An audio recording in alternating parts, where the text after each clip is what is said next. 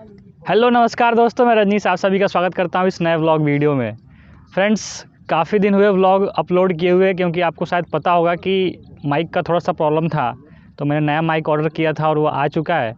तो चलिए, अभी शाम के बज रहे हैं 6 और हम अपना व्लॉग आज 6 बजे शाम में शुरू कर रहे हैं, क्योंकि मेन मोटिव है 6 बजे शुरू करने का कि आज का माहौल इतना शानदार दिख रहा है। सनसेट का टाइम है और बादल एकदम घिरे हुए हैं और उसके पीछे से सूर्य का किरण एकदम काफ़ी कमाल दिख रहा है। मैं बता नहीं सकता कि रियल आंखों से वो कितना कमाल दिख रहा है। तो आज के व्लॉग में हम आपको दिखाने वाले हैं कि हमारे गांव से लगभग 2 किलोमीटर दूर एक मठ है। मठ बोले तो पुराने ज़मानों में जो किले होते थे उनको लोग मठ बोलते हैं या डीह बोलते थे।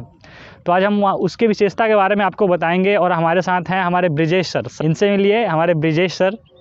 हेलो फ्रेंड्स, और हम आज आप लोग को बताएंगे अपने गांव की खूबसूरती विशेषता के बारे में, जो काफ़ी प्रचलित है। और यहाँ पे अष्ट धातु का मूर्ति हुआ करता था, हालांकि कुछ कारणवश थोड़ा दिन पहले ही उसकी चोरी हो गई और अभी तक क्योंकि सरकारी सुविधा से उसको लैस नहीं किया गया था, या जो भी हमारे गांव के लोग थे वो जागरूक नहीं थे कि वो इस चीज़ों को बता सके, सरकार के नज़र में इस चीज़ को दे सकें।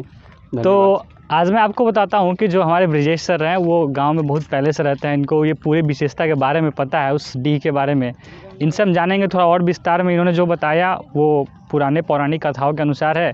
यहाँ पे क्या क्या विशेषताएं हैं, कैसा माहौल है, कैसा वहाँ का दृश्य है, मैं आपको सब कुछ दिखाऊंगा। वहाँ पे बुद्ध की एक बहुत ही प्राचीन प्रतिमा भी है, उसके बारे में भी बताएंगे। आइए ब्लॉग में चलते हैं, आगे देखते रहिए और एंजॉय करते रहिए वीडियो को। फ्रेंड्स, माहौल इतना अच्छा है कि मैं आपको बता नहीं सकता। बार बार मैं इसी बात पे जोर दे रहा हूँ, इतना अच्छा दिख रहा है, इतना मज़ेदार दिख रहा है। और आज हमारे साथ ब्रिजेश सर हमारे गाइड बन के आए हुए हैं। तो चलिए आगे देखते हैं, वहाँ पे पहुँच के आपको मैं दिखाता हूँ उनके बारे में और पूरा विशेषता बताता हूँ आपको। मैं एक बार फिर से माहौल दिखा दूँ। चारों तरफ पानी लगा हुआ है। मैंने आपको पिछले ब्लॉग में भी बताया था कि एक बिहार जो है वो एक बाढ़ प्रभावित इलाका है, जहाँ पे हर साल बाढ़ आ जाता है और हर साल सुखाड़ आ जाता है। यहाँ पे कोसी नदी का प्रकोप ज़्यादा रहता है, खासकर जो हमारा चंपारण इलाका है। हालांकि पहले ये वाल्मीकि का वनस्थली हुआ करता था और यहाँ पे बहुत सारे पेड़ पौधे होते थे जो कोसी नदी के प्रकोप से यहाँ के लोगों को बचाते थे, यहाँ की जनजीवन को सुरक्षा मुहैया कराते थे। हमारे चंपारण का एक बड़ा योगदान रहा है भारत के इतिहास में भी। लेकिन आज इसका मोर देन 80% इलाका जो है वो पानी में डूबा रहता है और यहाँ के जो किसान हैं काफ़ी समस्याओं का सामना करते हैं। आप देख सकते हैं, जैसे अभी धान की जितनी भी फसलें लगी हुई थी उनका जितना भी बिजड़ा लगा हुआ था वो सब तबाह हो चुका है। हाँ बिल्कुल, ये पीछे जो आप खेत देख रहे हैं, इन सब खेतों में धान की रुपाई होती है, लेकिन बाढ़ के कारण सब कुछ अस्त व्यस्त त्रस्त है। और मैं आपको एक व्यू दिखाना चाहता हूँ। अभी आप इस रोड को देखिए, ये अभी का माहौल है और मैं आपको अभी दिखाता हूँ कि ये जस्ट 1 महीने पहले कैसा दिखता था।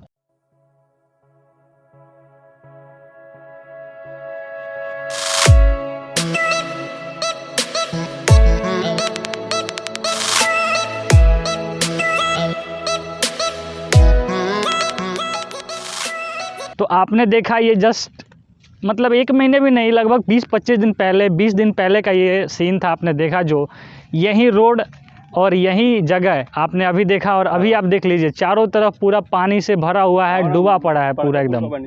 गाइस, और आप देख रहे हैं सनसेट का टाइम है, सारे बादल कैसे दिख रहे हैं, एकदम मज़ेदार। जो रियल व्यू है वो काफ़ी अच्छा है। मैं आपको कैमरे की वजह से उतना अच्छा नहीं दिखा पा रहा हूँ, लेकिन यकीन मानिए बहुत ही मतलब अद्भुत, एकदम मस्त दिख रहा है माहौल पूरा। फ्रेंड्स, आप ये जो खेत देख रहे हैं यहाँ से लेके पूरा यहाँ तक, इसमें हम लोग पहले खेती करते थे, धान की बुआई करते थे। लेकिन अभी माहौल कुछ ऐसा है कि बाढ़ आने की वजह से सब कुछ लेट हो चुका है। होगा, खेती होगा अगले महीने से, जब पानी ये ख़त्म होगा। तो पानी ख़त्म हो जाता है टाइम पे, लेकिन कभी कभी ऐसा होता है कि पानी ख़त्म ही नहीं होता है। तो उस साल हमें धान का जो पैदावार होता है वो काफ़ी कम हो जाता है हमारे एरिया में, फिर धान खरीद के खाना पड़ता है। आप चलते चलते लगभग हम लोग पहुंच ही गए हैं। थोड़ा सा दूर पे है गांव से, लेकिन पहुंच चुके हैं। आप जो पीछे देख रहे हैं पहाड़ की तरफ जो मिट्टी का ढेर लगा हुआ है, इस मिट्टी से ईंट बनाई जाती है और इधर ही ईंट का भी उद्योग है छोटा सा, मैंने आपको पिछले वीडियो में दिखाया था।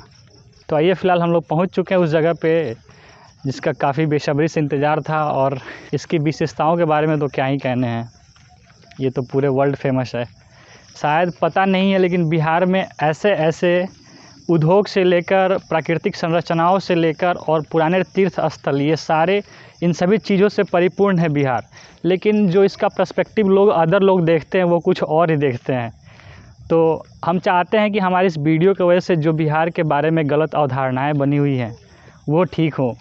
तो आइए मैं आपको दिखाता हूँ वो बुद्ध की प्रतिमा और वो अष्ट धातु से बनी हुई मूर्ति का स्थल। खैर वो मूर्ति तो है नहीं, लेकिन उसके कुछ प्रत्यक्ष यहाँ पे बचे हुए हैं, हम उसको भी दिखाएंगे आपको। तो आइए पहुँच चुके हैं, अब मैं आपको दिखाता हूँ उस मंदिर को, उस मठ को जहाँ पे पहले राजाओं का शासन था। और हम अपने ब्रिजेश सर से जानेंगे उस मंदिर के, उस मठ की विशेषताओं के बारे में कि क्या उसके पीछे कहानियाँ थी।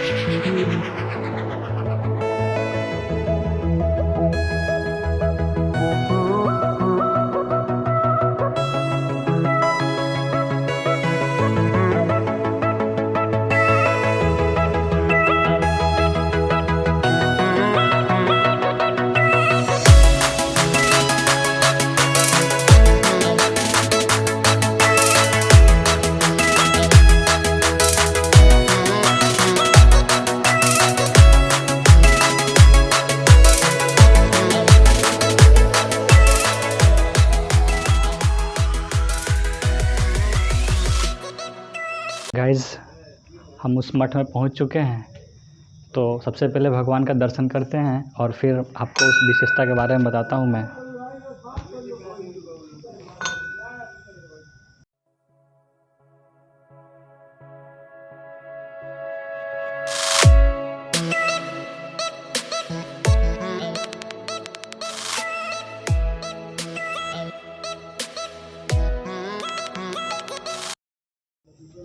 गाइस हमने दर्शन कर लिया भगवान का।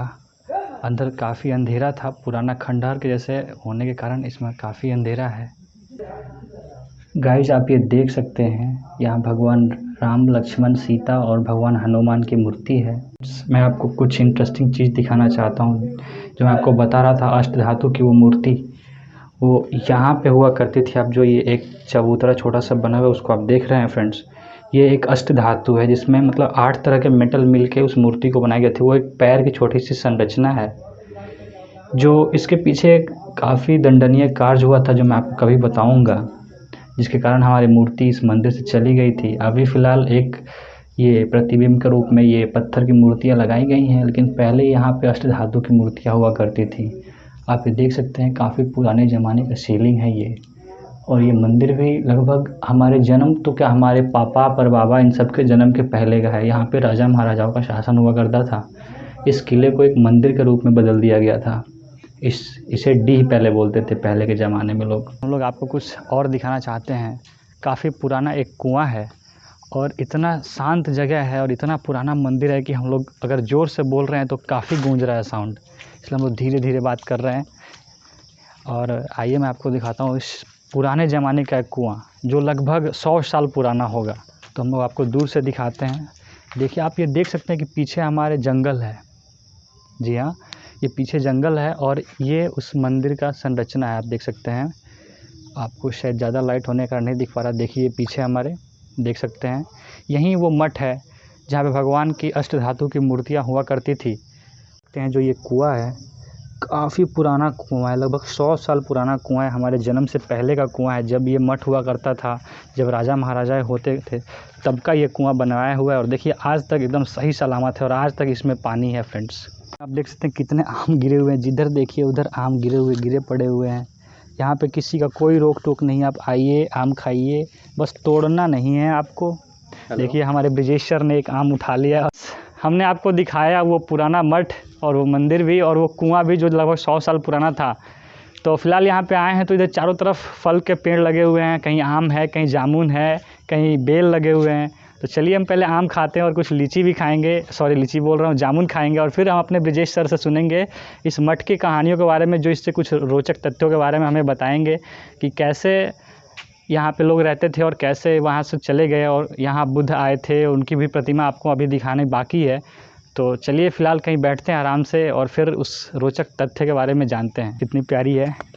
तो चलिए चलते चलते हम आ गए हैं बुद्ध की प्रतिमा के पास, जो मैंने आपको बताया था कि यहाँ पे बुद्ध अपने अनुयायियों के साथ आए थे और एक रात के लिए यहाँ पे विश्राम किया था। आप देख सकते हैं ये बुद्ध की काफ़ी पुरानी मूर्ति है, बहुत साल पुराना मूर्ति है बुद्ध का, जो यहाँ पे स्थापित किया गया है, आप देख सकते हैं। इसके बारे में कुछ रोचक तथ्य हैं जो आपको दिखाएंगे और ब्रिजेश सर से जानेंगे, क्योंकि तो आइए थोड़ा सा जामुन खाते हैं। ये देखिए जामुन का एक पेड़ लगा हुआ है यहाँ पे। चलते चलते हम आए थे इधर और हमारे एक सब्सक्राइबर मिल चुके हैं हमारे बगल में, आप देख सकते हैं। अभी ये हमारे ही गांव के रहने वाले हैं और इन्होंने हमें पहचान लिया, बोल रहे भैया वीडियो बना रहे हो, हम बोले हाँ वीडियो बना रहे हैं। तो फिलहाल हमने जामुन कलेक्ट कर लिए हैं और फिर चलिए इसे खाते हैं और फिर आपको उन पुरानी कथाओं के बारे में बताते हैं। चलते हैं कहीं अच्छे से, बैठते हैं शांति जगह पे। माहौल इतना अच्छा है कि मन पूरा खुश, एकदम एक पॉजिटिव एनर्जी की जैसे आदमी महसूस कर रहा है। हाँ, तो काफ़ी देर मुशक्क़त के बाद हम आए हैं और एक मस्त जगह है, शांत जगह है। पीछे देख सकते हैं पूरा पानी लगा हुआ है, ठंडी ठंडी हवाएं चल रही हैं और सनसेट का टाइम है। इस नज़ारे का तो क्या कहना, ऐसा तो सिटी में बहुत कम ही देखने को मिलता है। गांव पे आने के बाद असली नेचर की सुंदरता देखने को मिलती है। तो फ़िलहाल हम आते हैं अपने टॉपिक पे और ब्रिजेश सर से जानते हैं कि सबसे पहले मैं आपको बता दूं कि जो मठ हमने आपको दिखाया उसका नाम है जौहरी मतलब जौहर से ये रिलेटेड है कुछ, शायद ऐसे ही आपने पद्मावत में सुना होगा जौहर के बारे में। तो आइए हम ब्रिजेश सर से जानते हैं कि ब्रिजेश सर ये बताइए कि इस मठ का नाम जौहरी मठ क्यों है। जैसा कि आप लोगों को पता है कि प्राचीन भारत में एक प्रथा हुआ करती थी हिंदुओं की, जौहर प्रथा, जिसमें अगर किसी भी औरत का पति मर जाता था तो उसको उसी चीता पे उसका उसको जला दिया जाता था, जिसको बहुत सारे संघर्ष के बाद खत्म किया गया। नहीं, वो तो शायद सती प्रथा थी ना, जिसमें पत्नियों को उनके चीते पे रख के और जला दिया था। उसको सती प्रथा भी बोला जाता था, मुझे भी पता है। तो ये सारी चीज़ें हुआ करती थी इतिहास में। तो यहाँ की कहानी है कि यहाँ पे कुछ राजा महाराजा हुआ करते थे इस मठ पे। अच्छा। जो छपरा में एक युद्ध चल रहा था राजाओं का, जहाँ पे वो लोग गए हुए थे और उन्होंने अपनी पत्नियों को बोल के रखा था कि जब हम छपरा से वापस लौटेंगे तो अगर जीत के लौटेंगे तो हमारा जो पताखा होगा, ध्वज जिसको बोला जाता है, वो लहराता हुआ रहेगा, और जब अगर हम हार जाएं तो उसका जो शीर्ष है वो झुका हुआ नज़र आएगा। तो यहाँ की औरतों ने क्या किया, एक चिता सजा लिया कि अगर हमारे पति युद्ध में हार के आते हैं तो हम अपने आप को इस जौहर में जलती हुई चिता में अपने आप को समर्पित कर देंगे। अच्छा। हालांकि ये इत्तेफाक है कि वो लोग युद्ध हारे नहीं थे, जीत गए थे, लेकिन जैसे कि हमारे गांव के 2 किलोमीटर बाहर का ये मंदिर है, तो मंदिर से आने से पहले उन लोगों ने सोचा कि हम अपनी पताखा को नीचे करके देखते हैं कि यहाँ की औरतें क्या करती है। अच्छा, मतलब उन्होंने टेस्ट करना चाहा। उन्होंने परीक्षा लेना चाहा एक तरह से। तो उन्होंने पताखा को नीचे गिरा दिया। परिणाम स्वरूप हुआ क्या कि यहाँ की जितनी भी औरतें थी वो जलती हुई चिता में कूद गई और पुनः वो लोग भी आके और उसी चिता में समा गए। मतलब तभी से इसका नाम जौहरी मठ पड़ गया। मतलब उन्होंने जौहर ले लिया जी, जैसे पद्मावत मूवी में दिखाया गया है कि लास्ट में वो लोग आग में चले जाते हैं, जौहर ले लेते हैं। जी बिल्कुल। अच्छा, ऐसा हुआ था कुछ। विजय सर एक और बात बताइए, इसमें जो अष्टधातु की मूर्तियाँ थी वो कैसे गायब हो गई यहाँ से? बहुत लोग बहुत कुछ बातें बताते हैं, लेकिन हम चाहते हैं कि आप यहाँ पे बताएं। इससे पहले एक लक्ष्मण बाबा हुआ करते थे, कुछ चोरों ने मूर्तियों को चुरा लिया था। अच्छा। और यहाँ से आपको 3-4 किलोमीटर दूर एक पिजवा है। पिजवा एक मतलब वहाँ पे एक टीला टाइप का है। अच्छा। तो वहाँ पे ले जाके छुपाया गया था। हालांकि काफ़ी मशक्क़त के बाद, ग्रामीणों के और बाबा के प्रयास के बाद फिर से वो मूर्ति मिल गई। तो इसका भी फैक्ट रीज़न पता नहीं है कि मूर्ति अचानक रात में गायब कैसे हुई। हालांकि बाबा के द्वारा सूचना दिया गया कि कुछ चोर आए और मूर्ति को चुरा के लेके चले गए। ओहो, मतलब मेन बोले तो कि जो यहाँ पे अष्टधातु की मूर्तियाँ थी वो चोरों ने चुरा लिया। बहुत ही दुख की बात है और शर्म की बात भी है कि लोग आस्था से जुड़ी चीज़ों को भी नहीं बख्श रहे हैं। तो ब्रिजेश सर, हमने वहाँ पे एक बुद्ध की प्रतिमा भी देखी थी, तो उससे जुड़ी क्या कहानी है? यहाँ पे बुद्ध की प्रतिमा क्यों लगाई गई, इसके बारे में कुछ बताइए। बुद्ध जब अपनी शिक्षाओं को ग्रहण करके कुशीनगर जा रहे थे अपने अंतिम समय में, तो वो अपने कुशीनगर उधर नेपाल में, नेपाल के आसपास जो एरिया है जहाँ पे उनका अंतिम महापरिनिर्वाण हुआ। अच्छा। तो यहाँ से जाते वक्त रास्ते में ही क्योंकि हमारा जो चंपारण है वो रास्ते में पड़ता है, तो यहाँ वो अपने अनुयायियों के साथ एक रात रुके हुए थे और यहाँ जौहरी मठ पे यहाँ पे जो भी बाबा थे उनका सेवा सत्कार किया गया था उनके द्वारा। अच्छा। तो उन्हीं से रिलेटेड चीज़ें हैं जिसको लेके बाद में यहाँ पे ग्रामीणों के द्वारा गौतम बुद्ध की प्रतिमा लगाई गई और उनके यादों को ताज़ा रखा गया। तो हमने अपना ब्लॉग कर लिया है ख़त्म, और फिर यहाँ से उतरते हैं। ये जो टीला बनाया गया पत्थर का, ये काफ़ी स्लिपी है। अरे दे आराम से आ जाइए सर। हाँ तो फ्रेंड्स, आपने ये व्लॉग देखा। अगर आपको ये अच्छा लगता है तो कृपया हमारे वीडियो को लाइक करें। आप अगर हमारे चैनल पर नए हैं तो कृपया हमारे चैनल को सब्सक्राइब करें। अगर आपको ये ब्लॉग लगता है कि किसी दूसरे के साथ शेयर करना चाहिए तो आप अपने मन के हिसाब से इस ब्लॉग को शेयर भी करें। चलिए मिलते हैं फिर किसी नए ब्लॉग वीडियो में। Thank you, bye bye.